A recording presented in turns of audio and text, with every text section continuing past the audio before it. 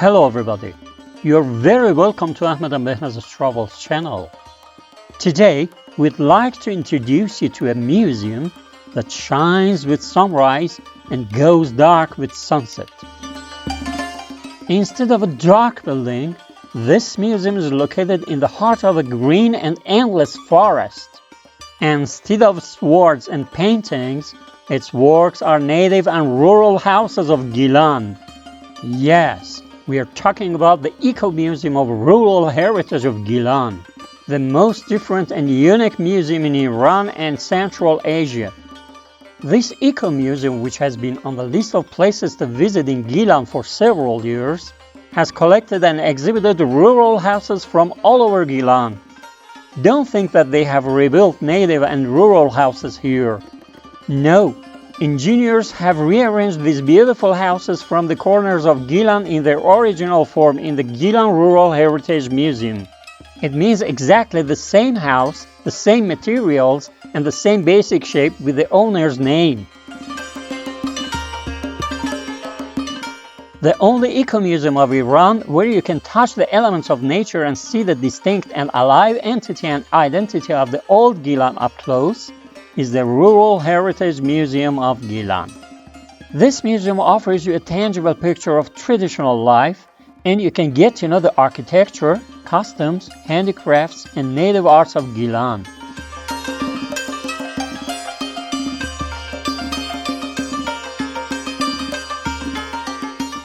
Gilan Rural Heritage Museum is located on the land of about 263 hectares and is considered one of the most spectacular tourist attractions in Gilan.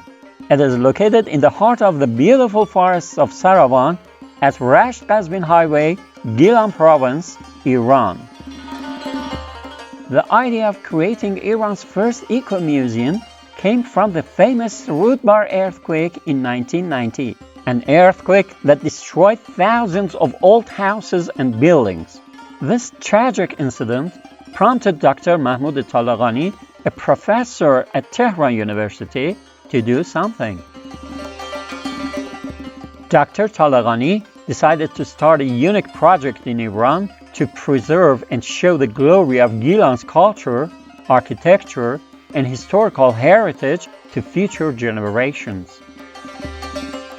Having deep knowledge in this field, and with a postmodern approach, Professor Talaqani built a dynamic and different museum, and introduced the younger generation to the distant past of this land by displaying the elements of Gilan architecture.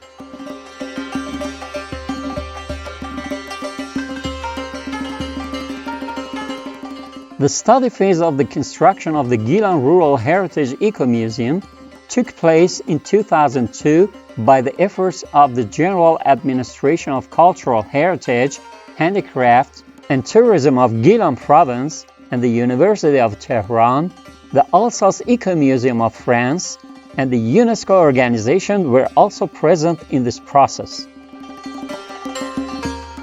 In the study phase, the research team came to the conclusion that Saravan forests are a good place to implement the project due to the topography similar to Gilan and good access and wide space. Also, a large team of experts for building expertise and anthropological studies went to different villages to check the conditions of rural houses. Rural houses were selected from different places in Gilan. Plaques were placed and dismantled, and professional engineers rearranged them in the same original form in Saravan Forest.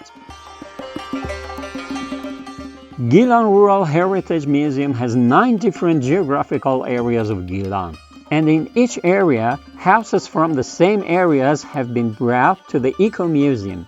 This division is independent of political and country divisions, and based on environmental factors, architecture, livelihood activity, weather and culture, type of language and dialect.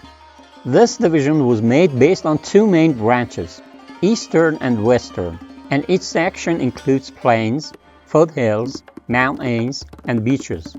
In addition to these 8 cultural architectural areas, the Central Plain area was also added to this museum. The cultural architectural area of the East Plain of Gilan includes the plains areas east of the Sepidrud River. This section is the first rearranged section of the museum. You will see 6 pleasant residential in Eastern Plain. The architecture of the structures is very interesting and surprising, especially when you see that the houses are placed on a wooden foundation and they didn't use nails, pins, or other connections in their construction. Among the prominent features of the architecture of this area is the completely wooden frame of the building, the wooden foundation named Peshakili, and the sloping roof. The sloping 4-sided roof called a galipush roof. The sloping roof of the structure has a high height, which sometimes reaches up to 10 meters, and its steep slope prevents the penetration of rain into the inner body of the building.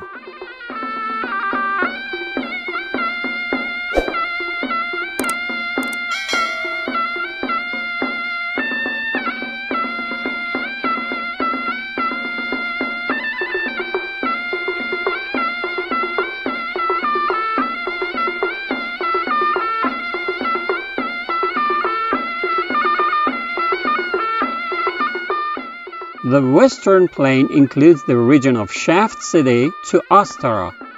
In the section, you can see 6 residential. The architecture of the Western Plain structures is very smart, and to maintain the optimal temperature in the house. For example, the structures have 2 shells, the outer transparent shell and the inner shell, which in addition to creating variety and beauty, has also solved climate issues. As you know, the weather in Gilan is very humid. For this reason, the structures are made in such a way that they can prevent the penetration of moisture into the floors of the rooms. The combination of wooden structure and mud structure of layered walls, transparent layer, and the sloping roof made of straw, called a kolashi roof, is a special feature of the architecture of the Western Plain of Gilan. The livelihood of the people of Western Plain region is rice production, animal husbandry, tea production, and limited silkworm cultivation.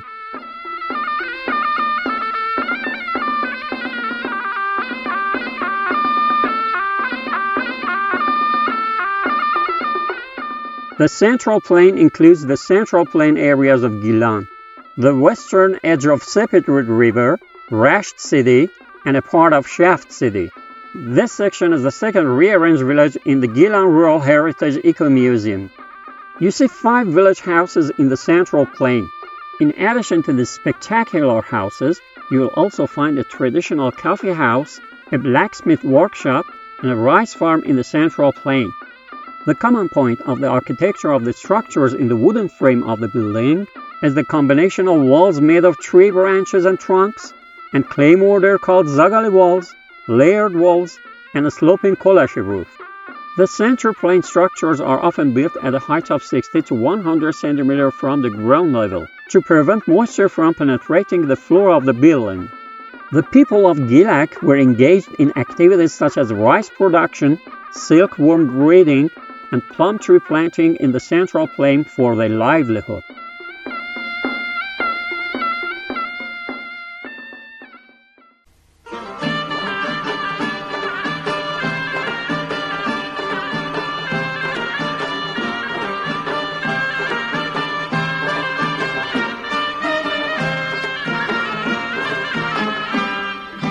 The cultural architectural area of the Eastern Mountains includes the mountainous areas and the countryside of Gilan in the east of the Sepidrud River.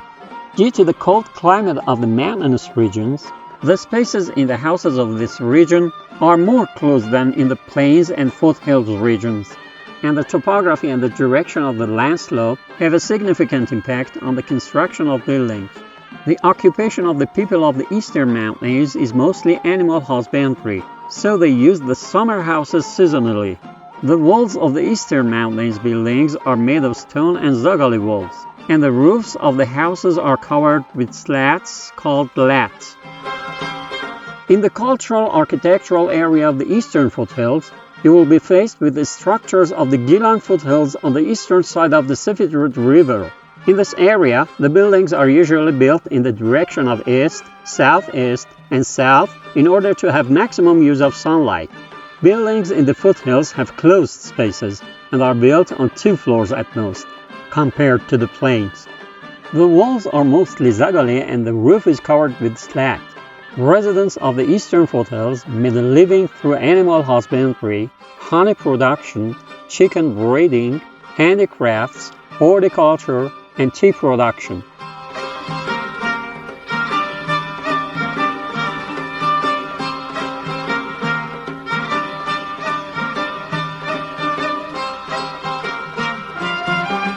Other buildings that you can see in this area include a rice warehouse, a stable, and a chicken coop that were built in the area of the buildings.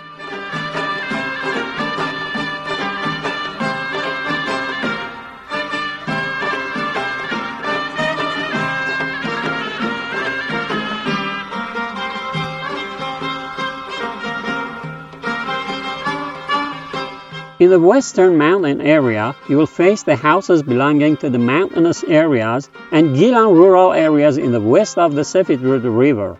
There's only one house in this section. Of course, engineers are studying other houses in this area, and soon more native houses will be rearranged in the section. The walls of the houses are usually wooden walls, zagale walls, and stone walls, and the roofs are covered with slats. You can also see buildings such as stables, chicken coops, and bread ovens. The economic activity of the people of the western mountains was mainly limited to animal husbandry. The houses of the western foothills have a wooden frame, stone foundation, and a sloping roof covered with straw and grass to be called kolash, or covered with thin planks to be called lat. The villagers in the western foothills were engaged in activities such as animal husbandry, rice production, wild animal hunting, and to a small extent silkworm breeding.